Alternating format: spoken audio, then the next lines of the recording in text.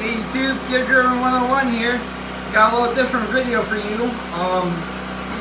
This is a little trick for these tires from SUVs. You know, if you've been running them a long time, you know how you go to break them in the spoon from the breaker.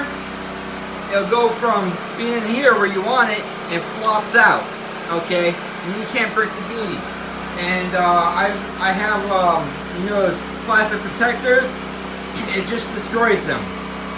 So the trick I use is after I deflate the tire, I put a couple PSI, like 2-3 PSI in it. And the reason why I do that, this stiffens up the sidewall, so it doesn't have as much give, and that will help keep the sidewall rigid enough so that the spoon can stay in its place and break the bead. So I already got a couple PSI in there. And I'm going to put on the breaker. I'm going to show you what I mean.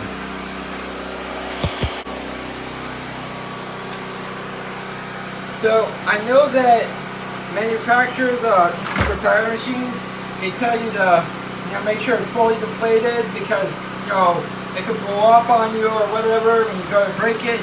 Well, that's if it's got a lot of pressure in it. I mean, if it's got just a couple PSI in there, it's not going to do that, especially when you have such a big tire.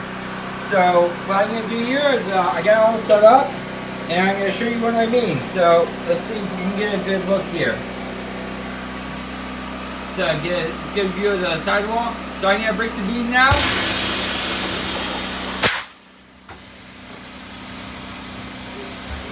And see? The whole bead's broken.